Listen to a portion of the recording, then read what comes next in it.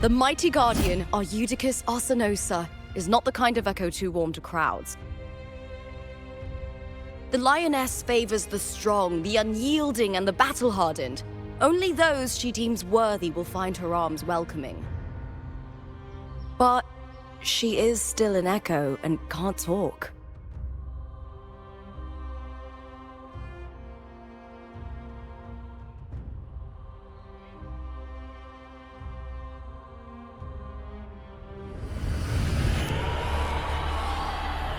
These sounds.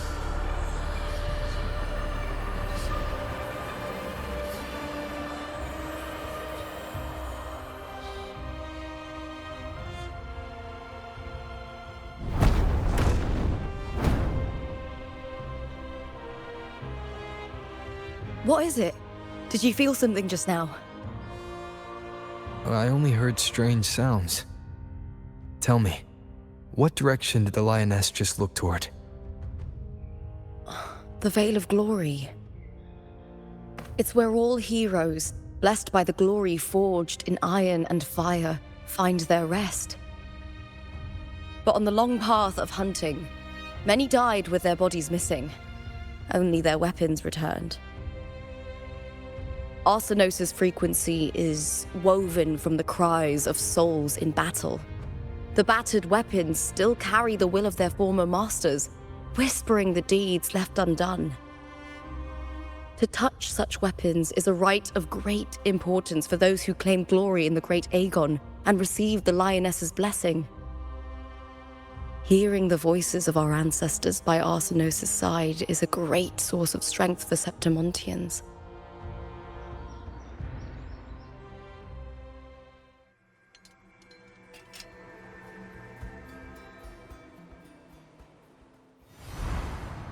Before meeting Wuthering, when I touched the echo in that village, I felt a layered and distinct frequency. It was like what Abby described on our journey to Septimont, but the source eluded me at the time. But now, I found it. The source of that power lies in the Veil of Glory. The closer the lioness gets to it, the clearer it becomes. She waits for us there. Shall we go together? I'm not sure if Septimontian rituals will interest you, but you might uncover something useful, no?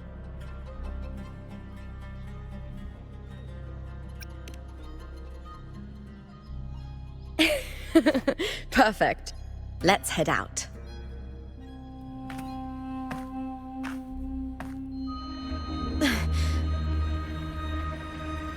What is it? Nothing. Just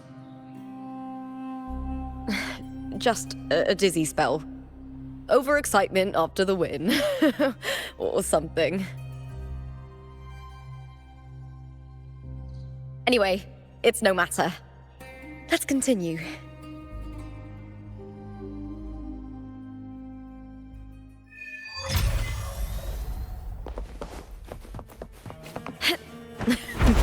These days have been a feast of victories. Becoming champion, the glory, all thanks to you.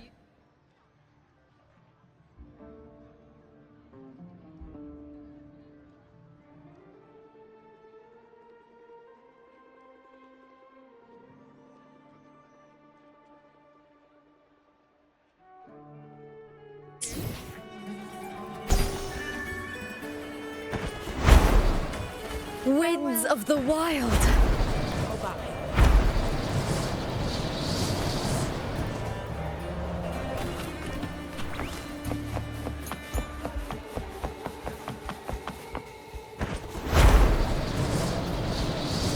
Strange. Why are so many appearing all at once?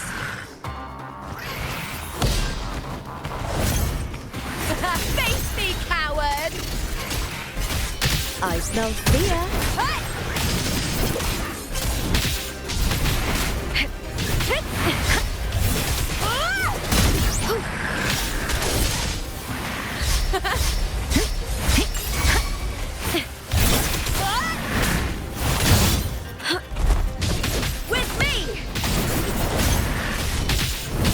together we vanish.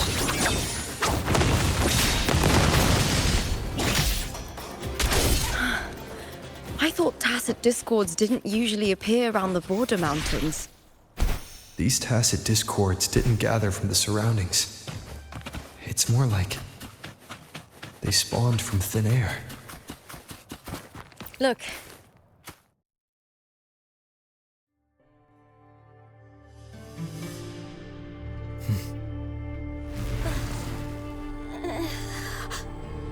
You are from my homeland. Septimont.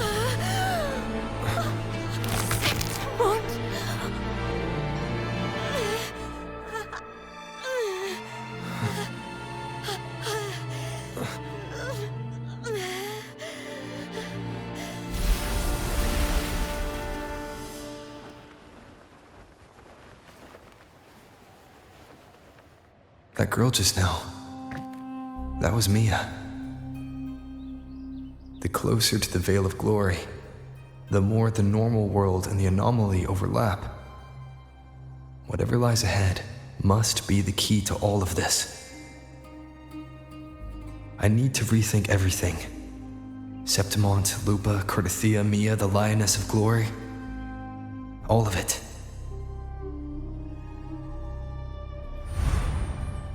Cardathia arrived in Septimont alone, not waiting for me or attempting contact. Something must have happened to prevent her. If something cut her off, aside from the Fraxidus, it could have only been the Thermodian, which should be dead.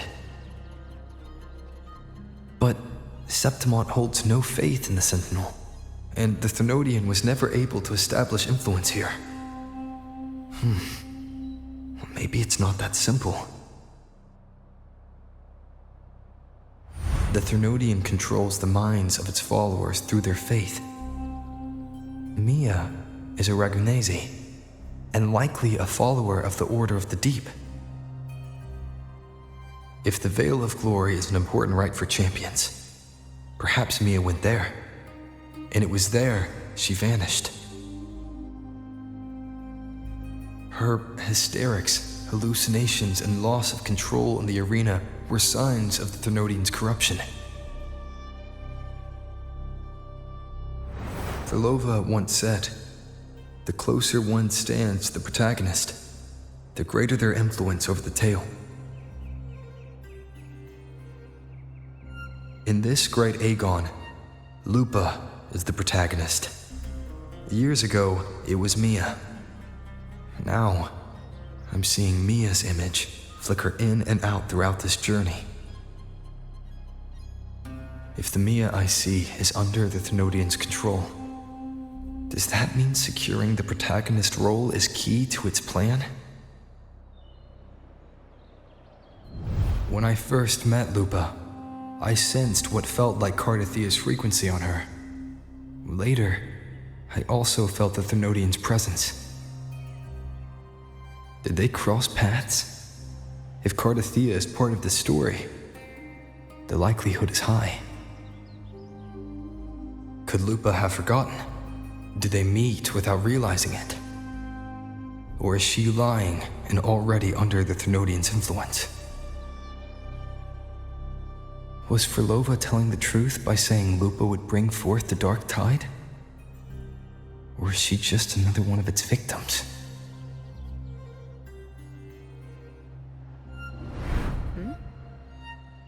Hey! Is something wrong? Is there something you need? Or something you want to say?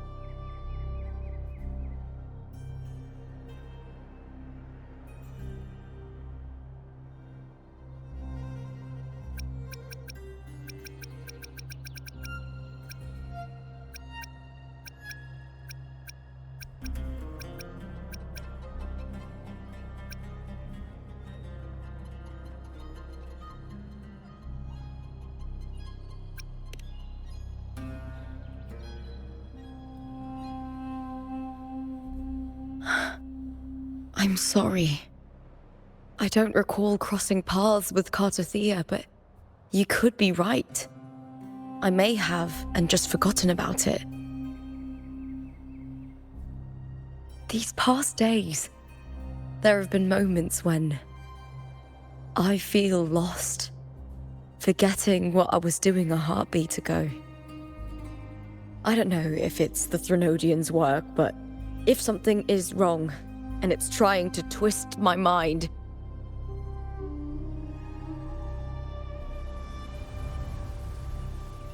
you'd make the right call, wouldn't you, my fellow warrior? You'd protect my honor and my dignity.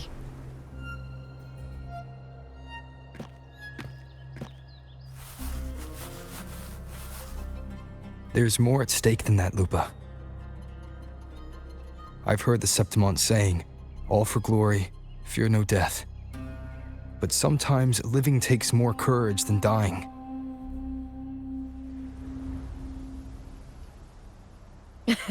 Well then, that'll do just fine. I trust you, warrior, just as you trust me. It doesn't matter if the story's end is already written or yet to unfold. I'll trust my own judgment to guide where it must go.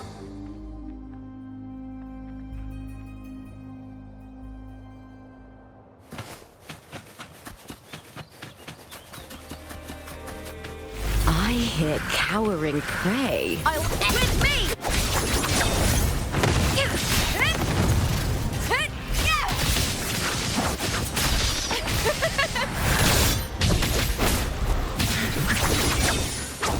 My blade yearns.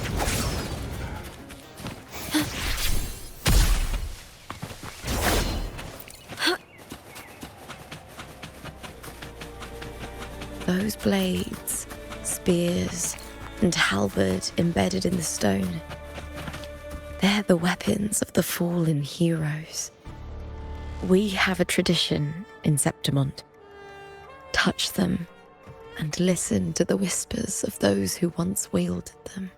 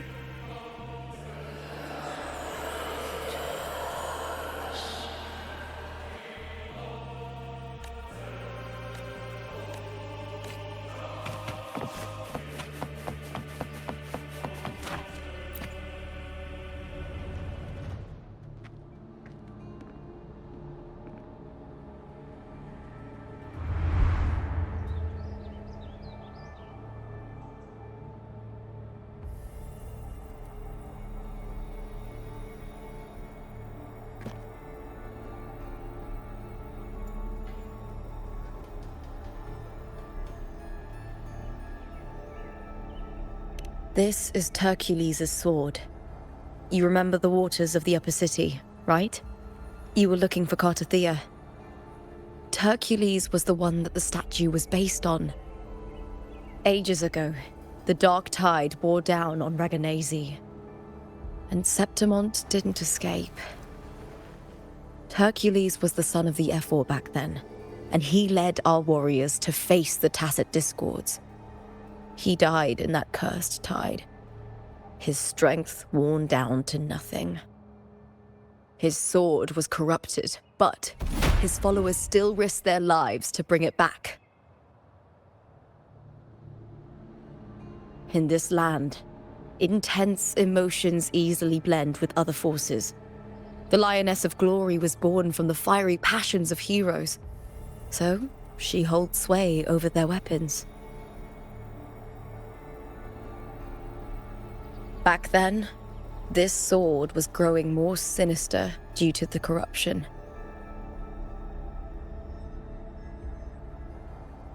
But all these years later, it has become a memento of a hero.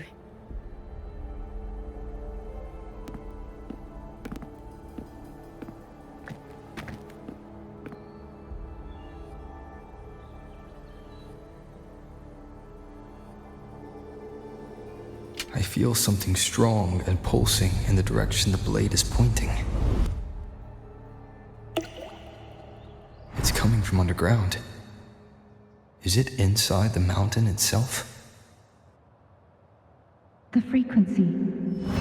It's the Sentinel Imperator. Just like Raguna, Septimont has its own Genesis Nexus.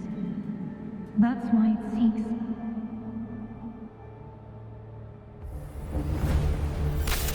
power. Needs pain.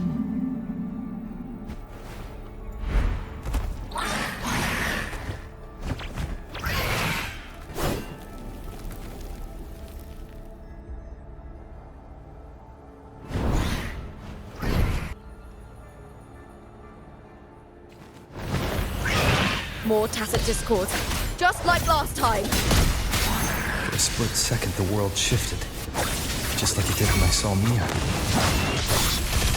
Every time there's an overlap like this, the tidal blight appears, as well as tacit discords.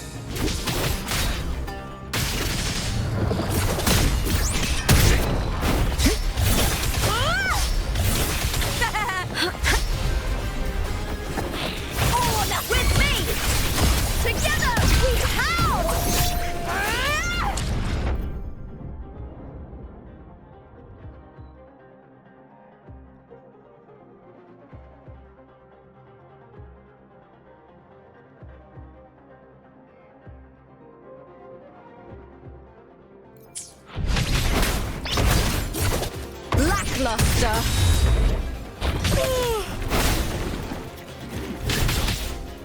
Together we vanquish.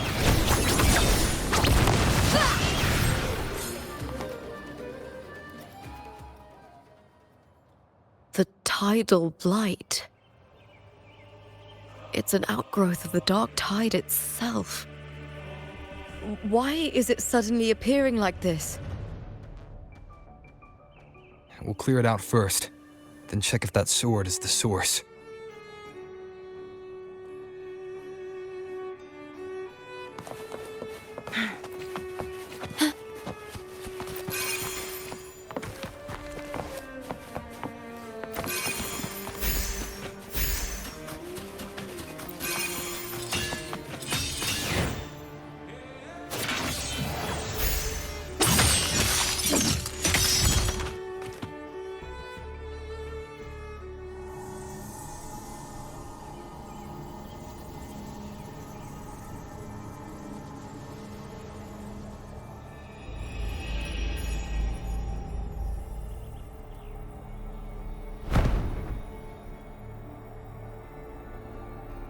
What's that sound?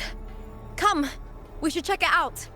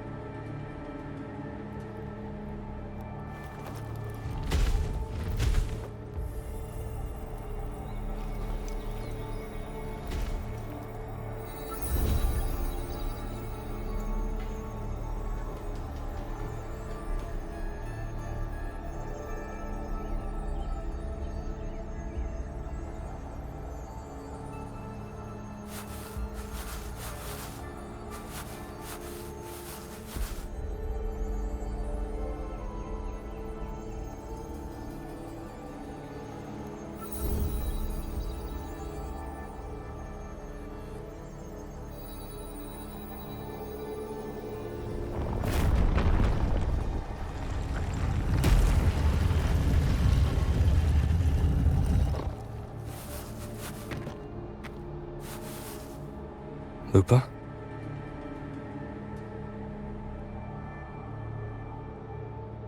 This doesn't feel like the first time I've been here.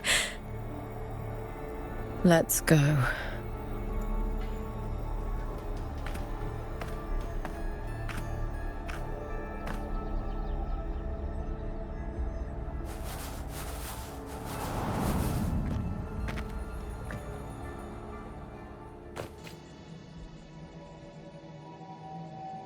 There's no mistaking it now. It's Imperator's frequency.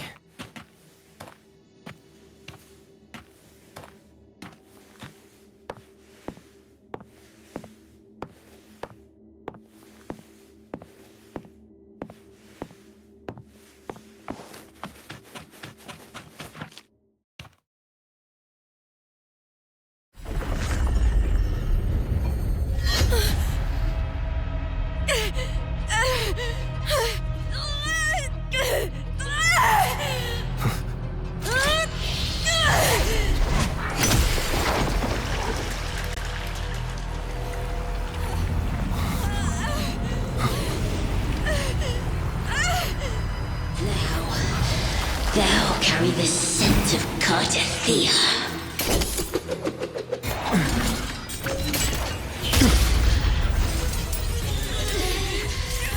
Not just knowledge. You still on the Sentinel's access too. Lupa's role in this story isn't yours!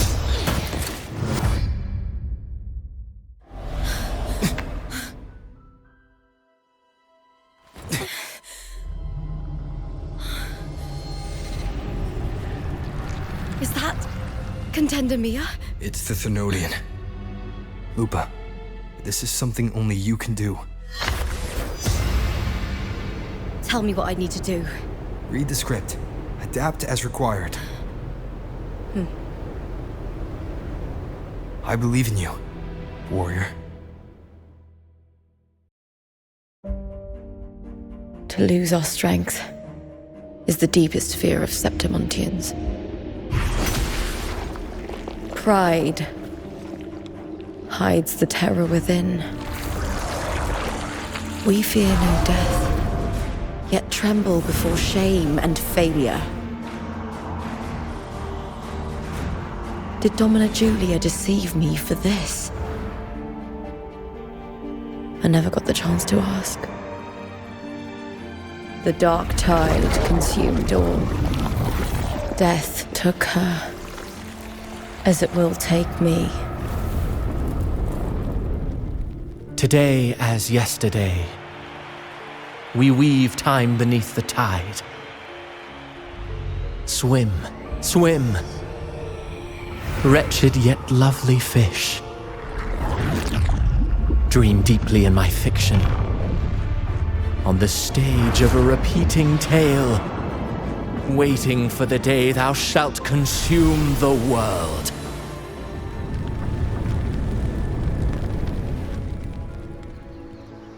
O righteous one, I shall depart without a word. The golden city in my childhood legend is swallowed by the abhorrent tide. I whisper to my fleeting companion. Pages will scatter. The quill will fall. This play shall be torn from its author's hands. A wrong note in the shifting score. O golden star full of mercy, pray tell me, as past and present intertwine, what fate have you chosen? Hesitate not, warrior. You are the protagonist I have chosen. Only you can shatter the script and jump to the next page. Right. For the nobility you seek. For it all.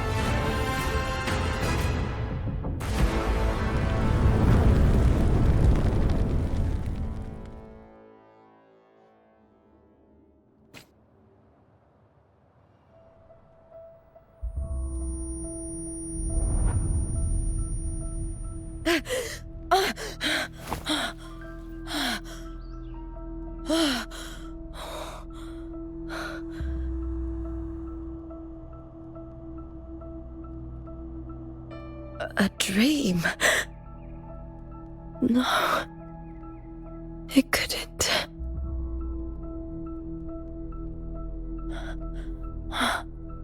It's no dream.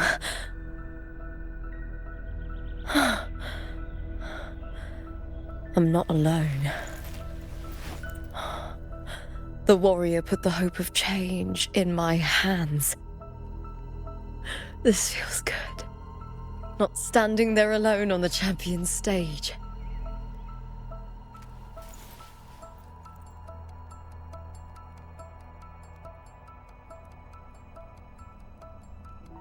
The warrior hasn't learned this yet, but I now remember traveling with Cartathea. I can't be in the real world. This is a Sonoro created by the Fraxidus. It's a realm of stories. The story of the Great Aegon lasts only 3 days. Before Cartathea came here, I had wandered this same bloody story more times than I can count. The dark tide consumed Septimont, and that monstrous, half-human, half-sea creature grows ever larger. Is this the Fraxidus plan? To feed it with Septimont's ruins? A script. Yes, this Sonoro is like a book of plays. Each world in the Sonoro is a story that keeps repeating, like sheets of paper, all overlapping with one another. New pages keep appearing, layering over the old, and the changes in one story bleed through to the next.